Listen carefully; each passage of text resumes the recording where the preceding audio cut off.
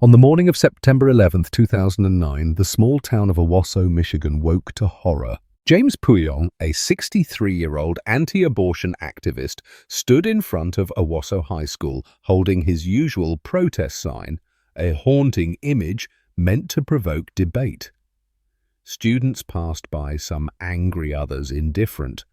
Then a blue truck pulled up. Inside was Harlan James Drake, a 33-year-old local truck driver.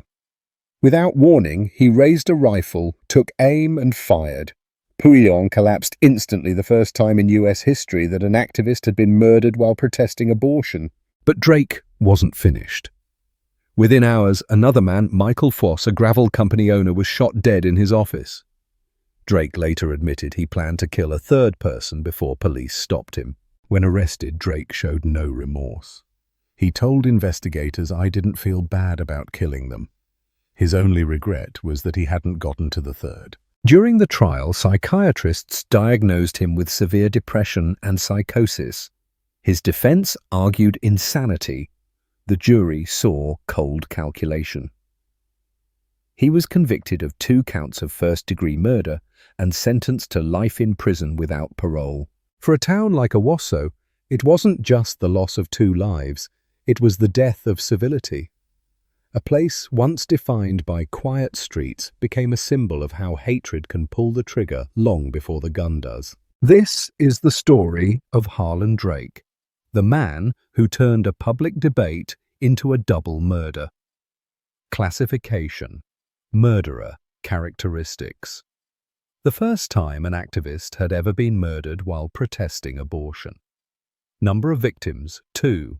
Date of murder, September 11th, 2009. Date of arrest, same day. Date of birth, March 8th, 1976. Victim profile, Michael Foss, 61. James Lawrence Pouillon, 63, anti-abortion activist. Method of murder, shooting location, Owasso, Shiawassee County, Michigan. USA status. Sentenced to 2 life sentences in prison on April 22, 2010. The murder of Jim Pouillon occurred on September 11, 2009, when pro-life activist James Pouillon was shot dead while protesting abortion in front of Owasso High School in Owasso, Michigan. It was evidently the first time an activist had ever been murdered while protesting abortion. Soon after the shooting, police were alerted to another murder, that of local businessman Michael Foss, which they linked to Pouillon's killer. Police arrested Harlan James Drake and charged him with both crimes. Drake was later declared fit to stand trial, where he was convicted of 2 counts of first-degree murder and was subsequently sentenced to 2 life sentences. Background: Jim Pouillon was a well-known Michigan activist and member of Operation Save America. An elderly man dependent on oxygen tank to breathe, he had been protesting abortion since 1988. On the day he was shot, Pouillon was leading a protest across the street from Owasso High School in Owasso, Michigan. Shooting and arrest. During the protest, Pouillon was shot at 7:20 a.m. EDST by a gunman in a passing vehicle. One witness recorded the vehicle's license plate number. Meanwhile, police were alerted to another murder of businessman Michael Foss at a gravel business he owned. An hour after Pouillon's shooting, police located and arrested the owner of the vehicle, Harlan James Drake. Drake indicated he had shot both victims. Pouillon's murder was evidently the first time an activist had ever been killed while protesting abortion. Authorities said Foss was not connected to the pro-life movement. Police said Drake was offended by pro-life material that Pouillon had displayed across from the school for the previous week. A Center for Reproductive Rights spokesperson said the shooting did not seem to be tied to the abortion debate. Trial. While in custody awaiting trial, Drake attempted suicide by breaking a TV and using the broken glass to cut his wrists.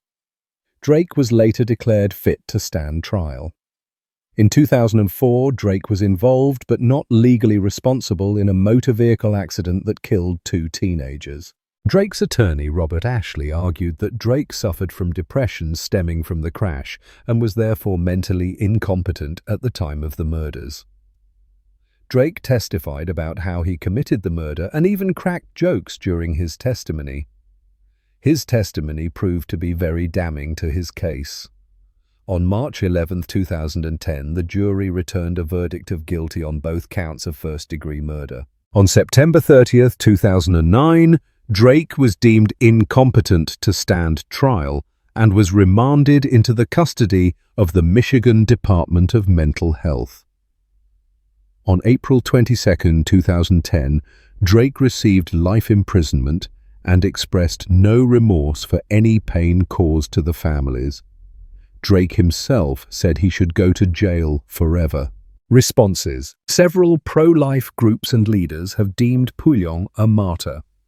Lori Lamarand, president of Planned Parenthood East Central Michigan, stated the killing was tragic and expressed concerns people would retaliate.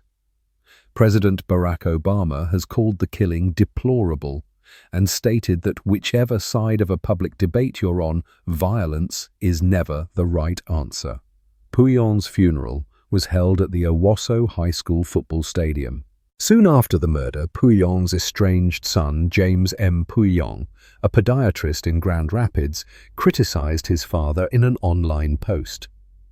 This post, which was quickly circulated in the media, attributed Pouillon's activism to a pathological hatred of women and explained that he did this to stalk, harass, terrorize, scream at, threaten, frighten, and verbally abuse women. He was at the high school because my niece was there, and female family members were always his favorite targets. It stated that Pouillon's goal was to make someone so angry, to make them feel so terrorized, to make them feel the only way they could make him stop was to kill him. It concluded that Owasso is now rid of a madman. Pouillon's daughter Mary Jo offered a different image of her father, saying he didn't want to hurt anyone that hadn't hurt him or his family. Mary Jo Pouillon sang in a memorial service that drew anti-abortion activists from across the country.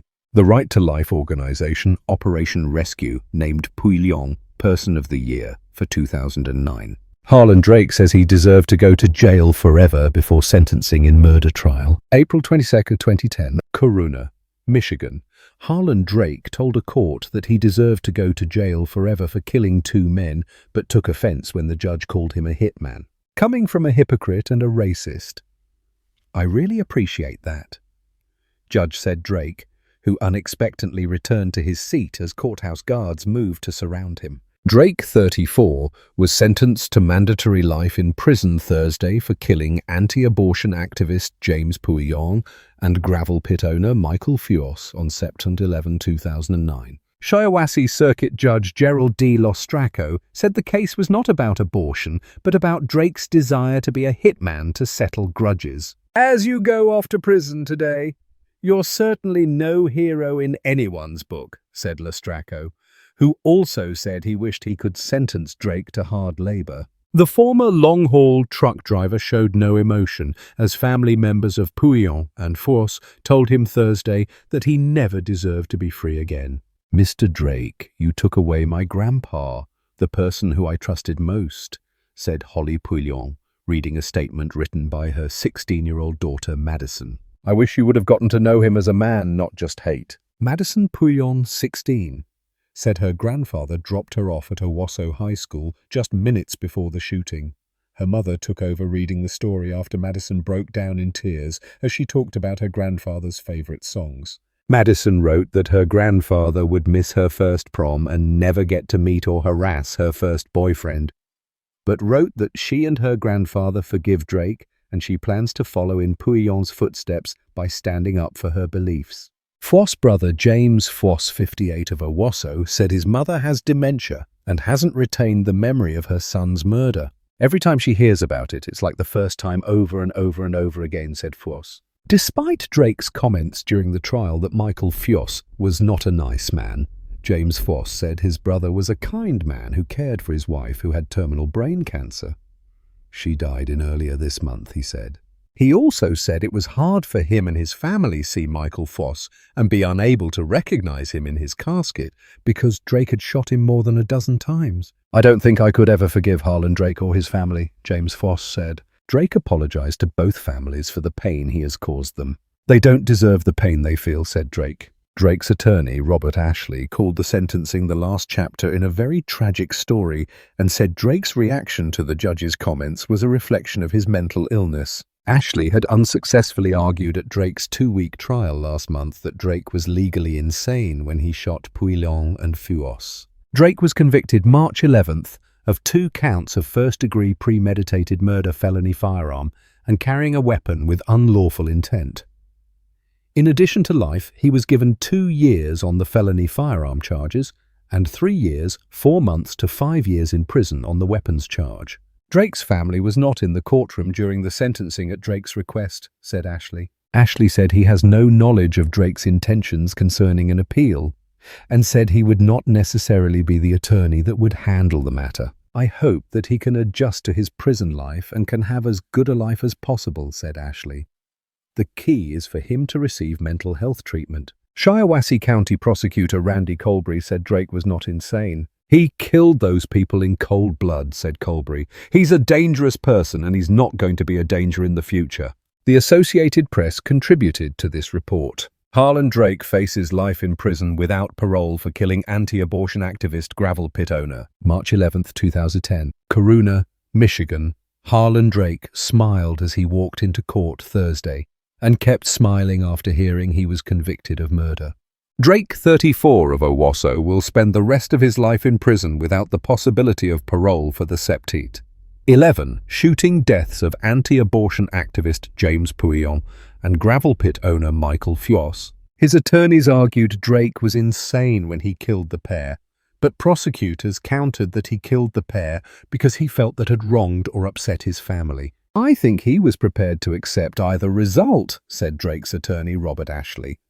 "I'm not sure that result really mattered to him." The jury also found Drake guilty of a weapons offense related to his plan to kill an Owasso real estate agent the same day that Pouillon and Foss were killed. Jurors took less than 5 hours to reach the guilty verdicts after listening to 6 days of testimony. Drake thanked the jurors and the judge before deputies led him back to jail. Shiawassee County Prosecutor Randy Colbury was pleased with the verdict but said nothing can make the families touched by the shootings whole. "We can't forget that this is a tragedy for everyone involved, not just for the families of the victims, but the family of Harlan Drake," he said. Drake's mother, who cried after closing arguments, Wednesday showed little emotion as the verdict was read Thursday afternoon. The family left the courthouse without speaking to reporters. An emotional Sandy Force. Michael Force's ex-wife said afterward that she was happy to hear the verdict and hopes she and their children ages 17 and 20 will be able to get some closure. "They've been through a lot the last 6 months," she said. She said he wanted to see Drake go away for life. "He had no reason to do that," said Sandy Foss. "Mike was good to them, very good." Pouillon's daughter, Mary Jo Pouillon, said she was glad the verdict came on Thursday, the 6-month anniversary of her father's death. "I just really pray that him and his family will be able to find repentance and forgiveness," she said. The shootings immediately drew national attention because Drake killed Pouillon as he protested, holding an anti-abortion sign outside Owasso High School. Drake later denied killing Pouillon over his stance on abortion, but said he didn't like the graphic protest sign. Judy Clymer, president of Flint Right to Life, and a friend of James Pouillon, said his family needed closure, and this verdict will bring it. "Justice has been served for the unborn babies and the rest of us who have a constitutional right to express ourselves," she said. In addition to the murder conviction, Drake was also found guilty of felony firearm and carrying a firearm with unlawful intent. Drake took the stand in his own defense this week, telling jurors that he didn't feel any remorse for the slayings.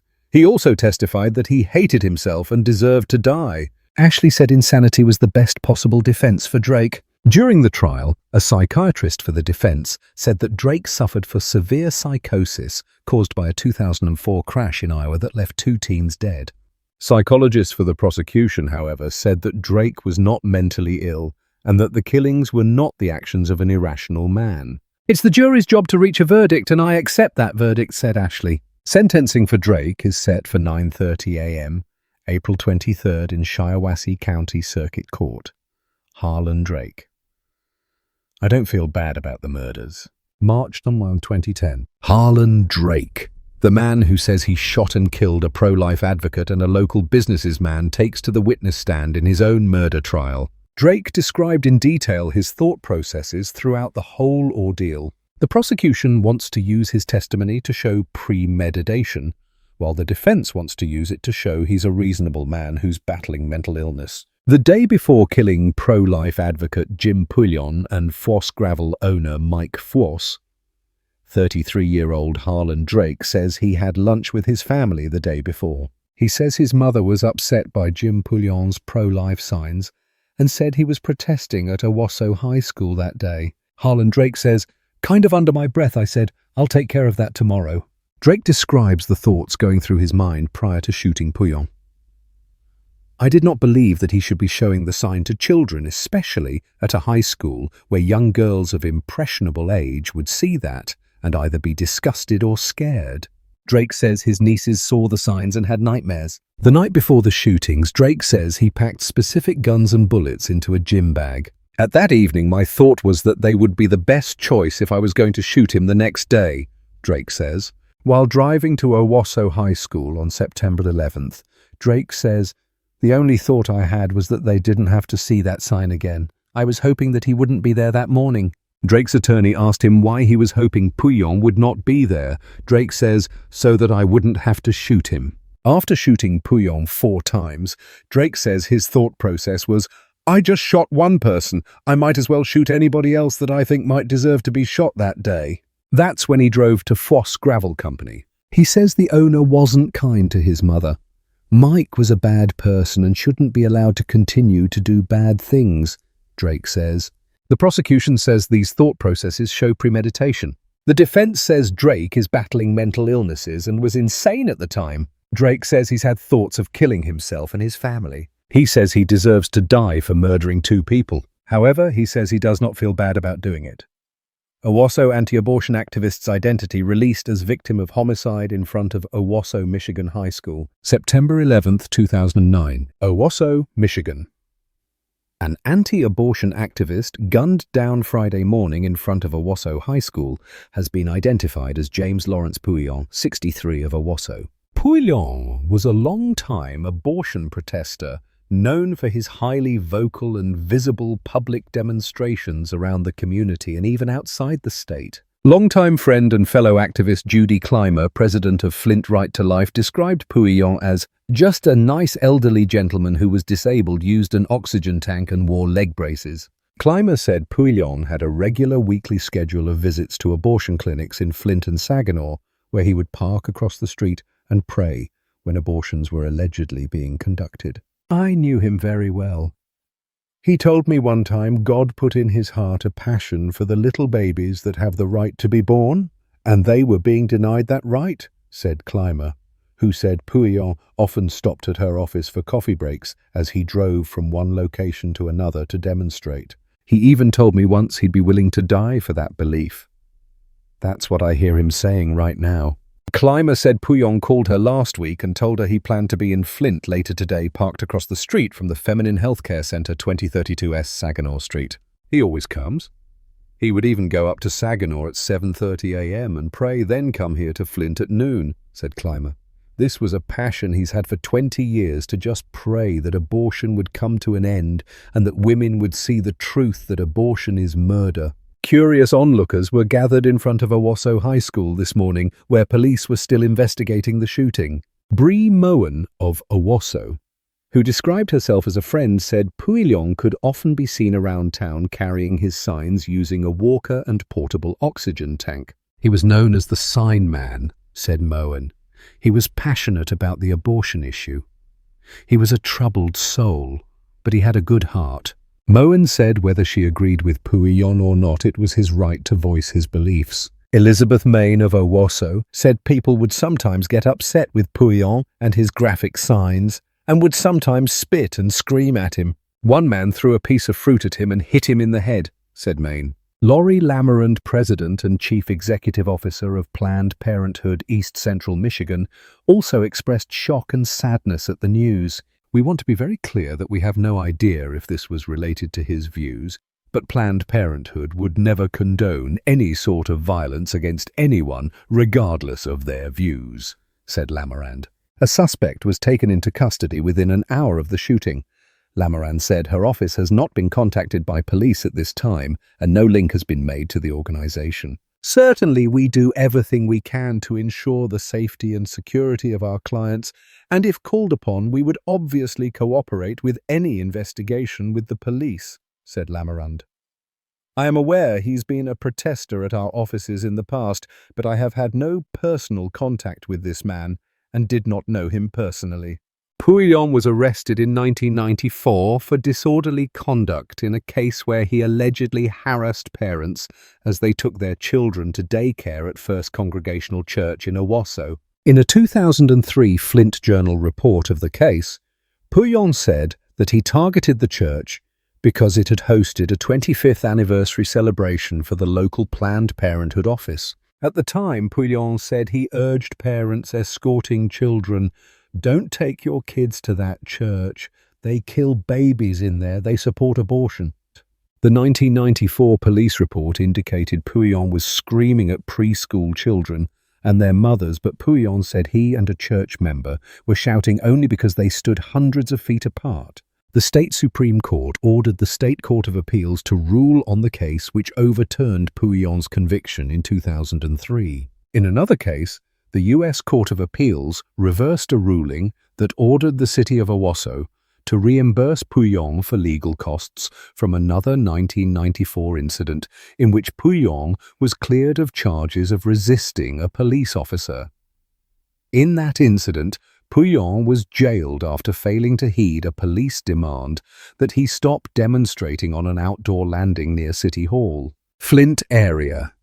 Black Americans for Life President Brenda Battle Jordan said she didn't know Pouillon personally, but was heartbroken to hear of his slaying. It's unfortunate. This is the United States, and we should all have the opportunity to express ourselves with the First Amendment, said Battle Jordan. I'm not for all that in-your-face graphic material, especially in front of schools, and I haven't seen if that's what he was doing, but sometimes that's what gets the reaction to get the message out loud and clear. No matter what, an attack against anyone standing up for the First Amendment is always wrong. We have a right to say what we feel. Harlan Drake remains in prison serving 2 life sentences. His actions left a town divided, families shattered, and a nation asking one question: when did disagreement become a death sentence? Words are meant to argue. Bullets are meant to kill. But on that morning, they became the same thing. Subscribe for more true crime documentaries that explore when ideology, rage, and madness collide.